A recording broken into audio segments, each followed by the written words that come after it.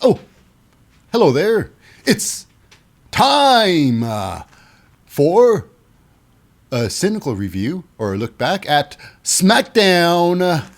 All the wrestling show, baby.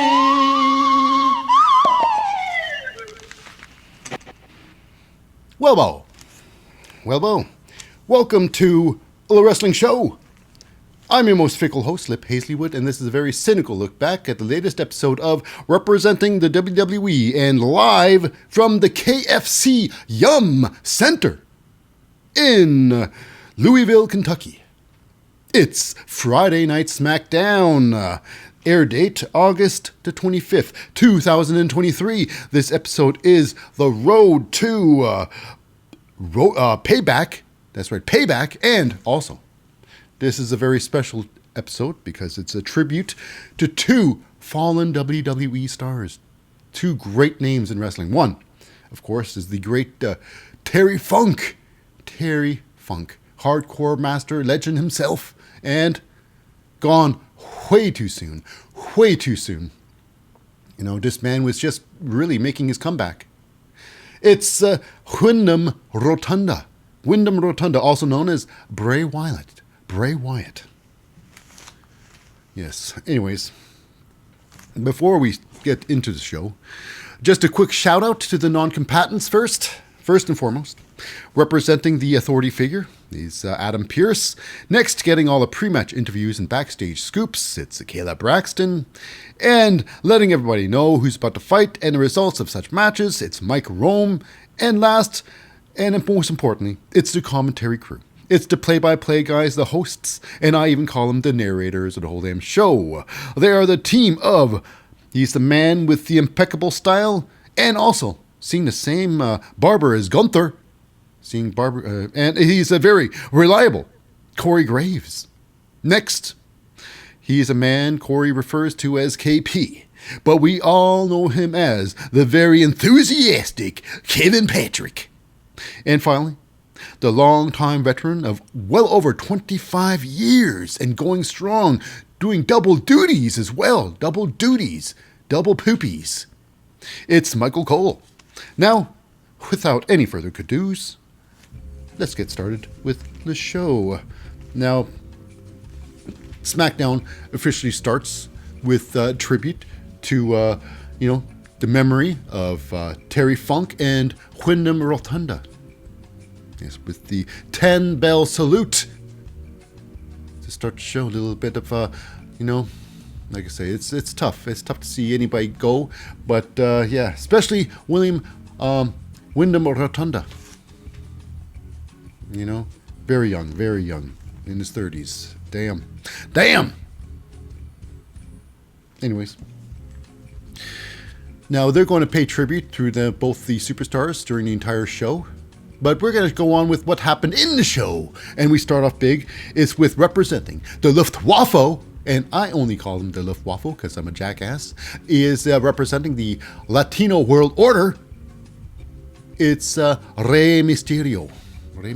Now, Rey, of course, too proud to take the opportunities away from other people like Santos Escobar. So now he is currently the, I believe he's the North American champion, or should I say, no, he's the United States champion, actually. Just got confused. Dominic Mysterio is North American. He's the United States champion. Yeah, taking that away from, I personally think so. Taken away from, Santos Escobar. So what do I think here? Now, what do I think about Rey Mysterio? Rey Mysterio, he's going to be fighting Grayson Waller. We all know Grayson Waller. He's a good guy, good wrestler. He can pull his duty. But this one here, Rey Mysterio, he's an old guy. He can put on a match, that's for sure. Now, he looks his age. He's been wrestling for at least 60 years. You know, he's an old guy in there. He's an old man's body. He's got this weird belly, and he's got these skinny legs, these chicken legs. You know, he wears this body modification gear, so he looks normal. Almost normal. Although I do think Rey Mysterio, he needs a good, with those, what's that? A Spanx, pair of man Spanx. That's what he needs. Like holding that belly of his. So he looks actually, he could take off, a good pair of man spanks can take 30 years off your Rey Mysterio's physical look. It's true. Okay, regardless. Now this last my diatribe over Rey Mysterio and his hilarious look. His hilarious look. But this match was pretty good. It was fun. Now the question is, can Grayson Waller give Rey Mysterio the Grayson Waller effect, the rub? And does Rey Mysterio actually... Regardless, how does this match go? How does this match go? This match was about 12 and a half minutes long. 12 and a half minutes. Now this was a lot of back and forth. A lot of back and forth. Grayson Waller. He has this... he's got this, I guess you can say, vintage Grayson, where he climbs the second rope, and then he skimmers to the near the center of the ropes there. He's shimmering to the side off on the second rope, and then he literally jumps vertically outwards. Actually, jumps horizontally outwards. There's no height on this. He just jumps horizontally, goes out forwards, just like a Becky Lynch top rope maneuver. Is up this second rope, goes and he does this elbow drop. Now this elbow drop he got off the second rope is about as high, maybe almost as high as LA Knight's standing elbow drop. So this was a little bit embarrassing, and of course, Ray will kick out of that one. Easy! Easy there, Lip. You're getting too cynical. Anyways, Grayson Waller. This one should be a finishing move. This maneuver here should not be taken lightly. It is the unprettier. The next level. This is Grayson Waller's unprettier, where he runs from behind. He does a front bump over top of you, hooking your arms, driving your face into the ground. I've seen the regular unprettier is way less devastating than this. This should be game over after this. It should have been. In my mind, it was over. Grayson Waller won with the ultimate unprettier, but it carries on. It carries on. My wayward son. Until we go. Okay, it's like I say, it's back and forth. Until, of course, Austin Theory comes in.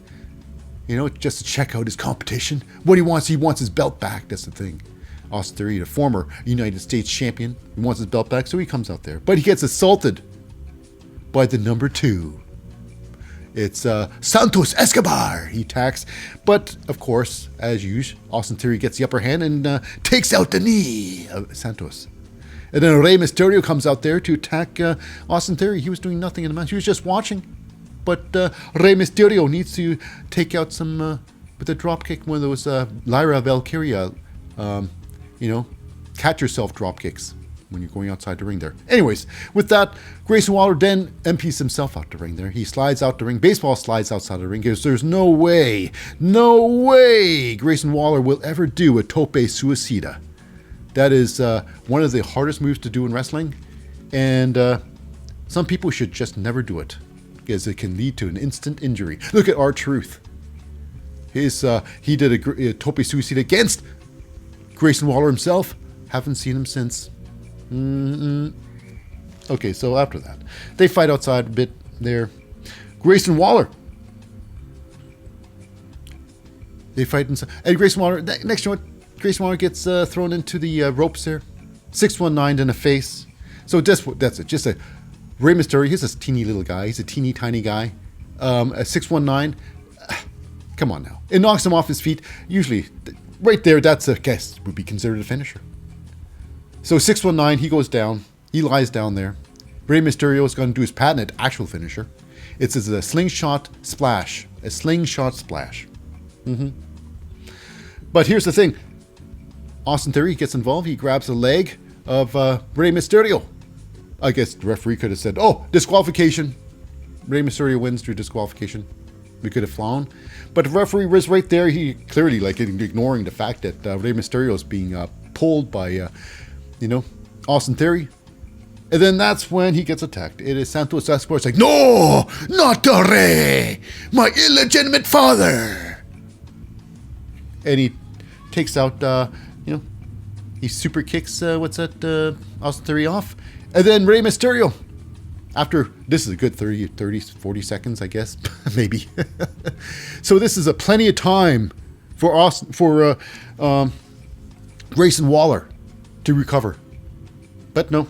He just takes the stupid splash, the slingshot splash, and it's over. Okay.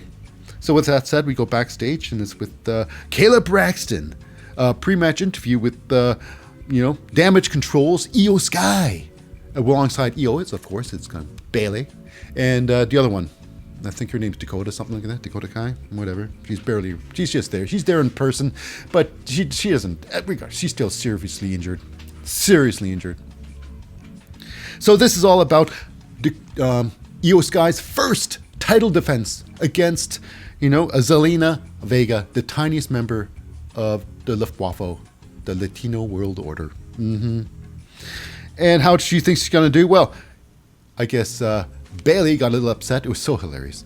Well, why don't you seem a little bit biased. Why don't you join the LWO? It seems like you meet the perfect qualifications. They hire only short people. Ba-boom. Bailey looking absolutely insane. With her patented. Now it's her patented Chris Jericho top bun. The top pony. Yeah, that's right. Bailey always evolving her ponytail from backside to back middle to top. The Jericho top pony. It is great. Anyways, she still looks amazing. Now moving on to the very match we're talking about. It's Zelina Vega. She's looking, I think half her weight is in her hair. They put so much extensions in her hair, so many extensions in the women's division in general. They love adding hair. They look like beautiful Muppets. Zelina, no different. But anyways, enough about ragging and complaining. What about the match? It was surprisingly good. Surprisingly good. It was just about maybe it was six and a half minutes roughly. It was okay. A lot of back and forth. Well, it showed Io Sky can work with anybody, and she made Zelina Vega look pretty darn good. Pretty darn good. Now, of course, Io Sky with this amazing scoop slam. Zelina, of course. Zelina's so short. When she goes on the second rope, she's so high off the ground compared to her height.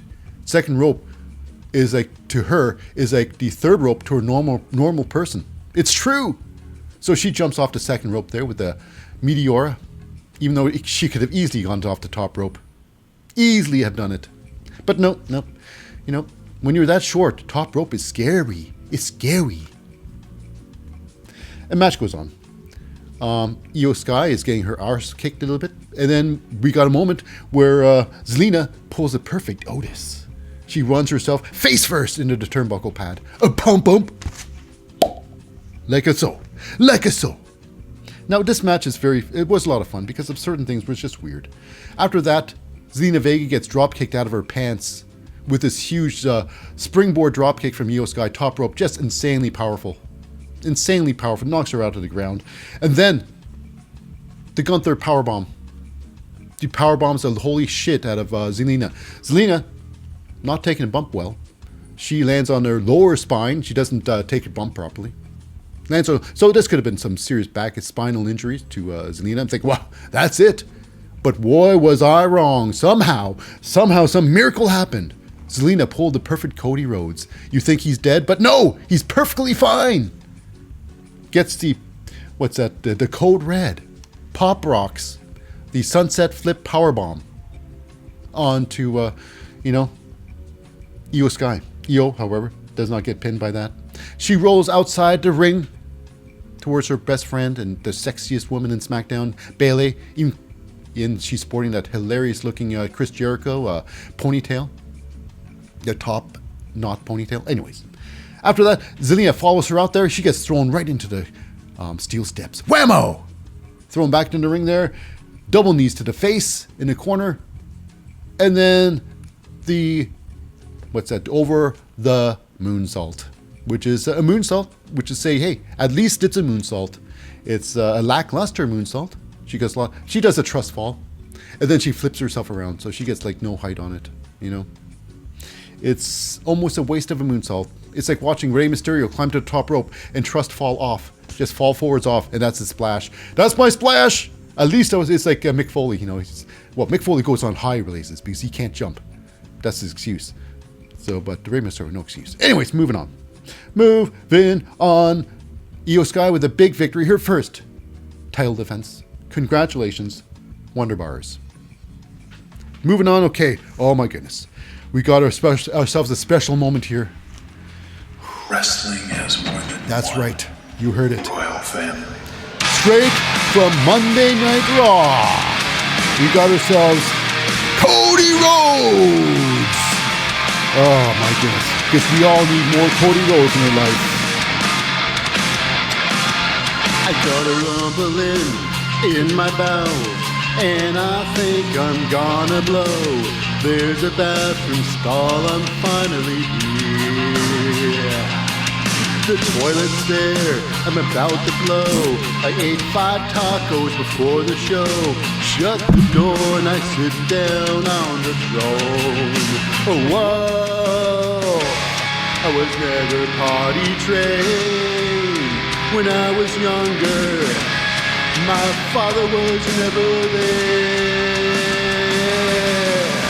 I did a poo today, don't have to do lingerie. I told my mother, and if he's here today, I would proudly say, I would have told my father, I'm a big boy now, don't need no dog. That's right. Cody Rhodes takes the time to get there because it's all about the Cody going down there. And he has some things to say about, the memory of Mr. Terry Funk. So not a nice thing to say. So yeah, just rubbing the balls of the past Terry Funk. That's right. And apparently he also introduces the next match. It's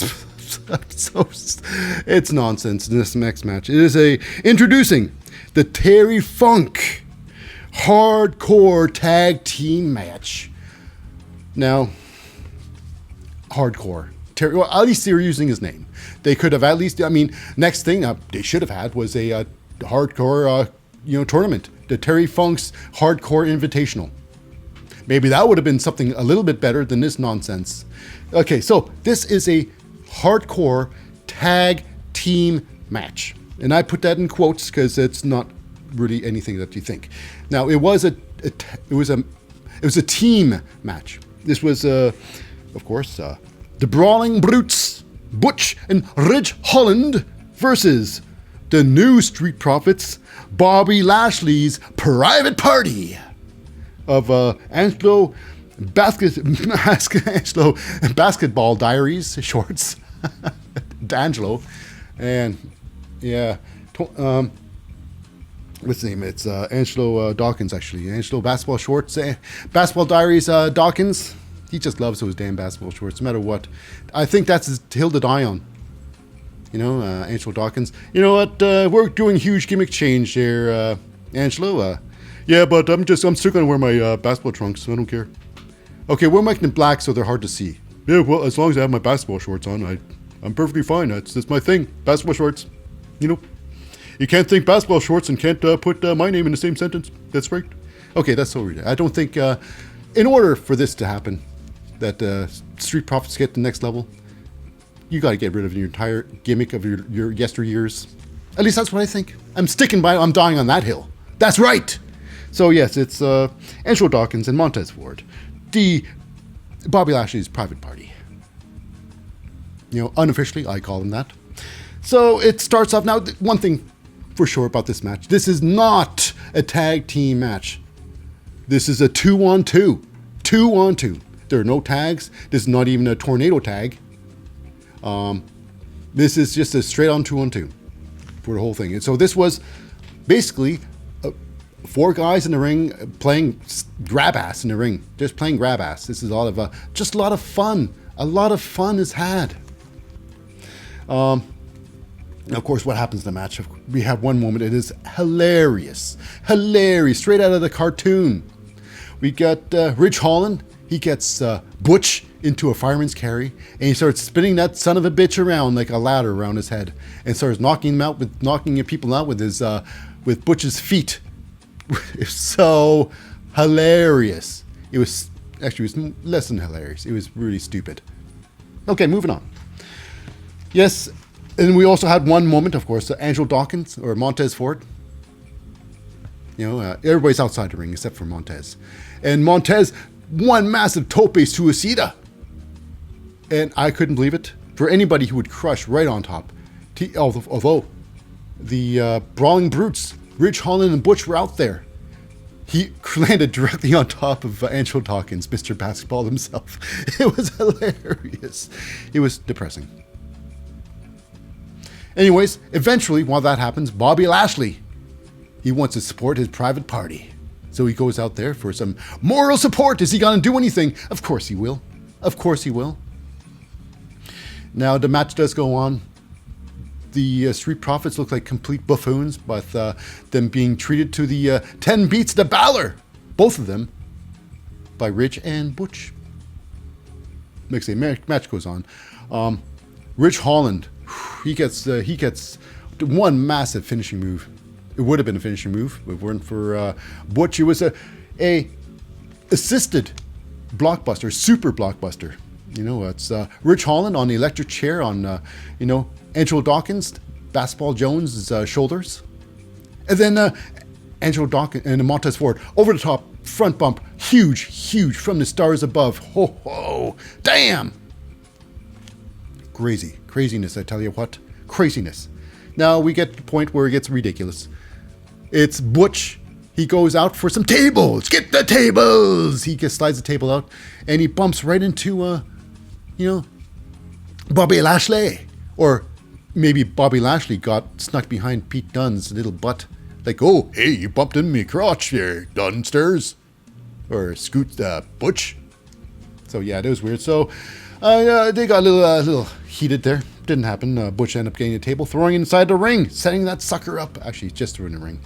Ended up Street Profits set up the table. But here we go. The end sequence was this.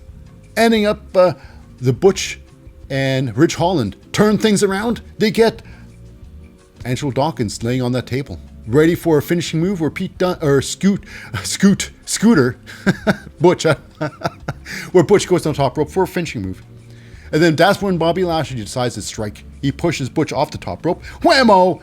And then with his patented front bump spear, the most hilarious spear you'll ever see in your entire life, is Bobby Lashley's front bump spear. Remember when he did a front bump spear to Seth Rollins, and Seth went for a pedigree, and Bobby Lashley almost pile drived himself directly into the ground. You know, it's good to see Bobby Lashley around, although he's just taken a managerial position. He's like the largest manager you'll ever see, Wasted muscle. Moving on, how does this end? Well, anyways, it's now a 2-on-1. A 2-on-1. And that's where it's the new, I guess it's the version of the 3D. It's instead of someone's dropping on their face, instead of a cutter, it's a neck breaker. So Angelo Dawkins picks up Ridge Holland into a spine buster. And then it's Angelo Dawkins with the neck breaker right through the table. It is over for the Brawling Brutes. And I find it hilarious that, Bobby Lashley joins his private party. But where is the Brawling Brutes' Sheamus? Nowhere to be seen. Nowhere to be helping his friends at all. Will there be repercussions for him not being there? I doubt it. Moving on. We got ourselves a Mr. L.A. Knight. Okay, I can't do his music like that. L.A. Knight. He goes in there and he's giving some serious props to tributes to Mr. Windham Rotunda. Talk about although he's trying to make some kayfabe with some, real stuff there, saying that they did not see eye to eye, consider they did have that Mountain Dew lights out match with all those neon lights. It was hilarious. Anyways, he feels that, being in a little thing with, Bray Wyatt, really helped him out in his career, really paved his way to success, so to speak. Anyways, he gives a nice thank you to, Bray Wyatt. So now with that, it's we go on to a cut to The Miz. Now, The Miz was talking about Bray Wyatt, calling him a fad and whatnot. But apparently, Bray Wyatt with a massive cut-down promo of The Miz, saying that Miz was never a fad in the first place. And he quotes a Bray Wyatt. he says, "Next time you see me, run!" And that moves on to our main event, which is LA Knight versus the Judgment Day's Finn Balor. Now, this was 11 minutes long, about 11 minutes, roughly about 11 minutes. It was a fun match. This is good. This is good wrestling. Good wrestling happening here. Not really that, competitive. It just was a lot of fun, like this whole night, really. I mean, it was just weird. LA Knight takes Finn Balor outside, and he introduces his so-called face into the commentator's table multiple times, and you can obviously see Finn Balor just like whapping his arms on the table. Owie, slap. It was so ridiculous. So ridiculous. They take it into the ring there. LA Knight taking care of Finn Balor, throws him in the side of the corner there, and then goes in with a, I would say it's like the solo, butt bump into the corner. So he just bumped. He just threw his ass against the second turnbuckle. Nothing there, regardless. I guess if crowd thinks it was a fun match. It was fun. So here we go. LA Knight. He gets his moment where he throws his standing elbow. Off the ropes. He jumps out. With his greatest elbow in wrestling. He gets higher. He on his standing elbow. He gets more height than Grayson Waller's second rope elbow. Second rope elbow. I couldn't believe it. Actually, I could believe it because LA Knight has such a great elbow. And we got a point where LA Knight was going for a superplex, one of those second rope superplexes. And he got kicked off the ropes there. He got back up, he jumped on the top rope, and finishing with a fantastic superplex. Now, this was near the end of the match. I couldn't believe this was the end of the match. Superplex off the top rope. After that, gives Finn Balor the blunt force trauma. That's right. Like the headlock, the Beal takeover, to take down, and he throws him down on the ground, and that was it. Finn Balor with the losing cleanly to LA Knight. Wow, the credibility to Finn Balor just went way down in Judgment Day's eyes. I gotta say, what is everybody gonna say? Hey, I'm Damien Priest. That was what a loss. Can't really keep that deep voice of Damien Priest. Dominic Mysterio, Rhea Ripley. What was it? You lost like a beach. You don't lose out. You make Judgment Day look terrible. You're out of here. You want to bring in my future husband. That's right. So with that does wrap it up for this episode of Smackdown, and concludes this episode of the wrestling show as well. So, if you've stuck around to the very end of the show, especially to our podcaster listeners, know that I hold a very special place in my heart just for you. So, stay tuned. For next week will be an all-new episode of the wrestling show. So, stick around. I've been your host, Lip Hazlewood, saying I'll see you next time. Hey!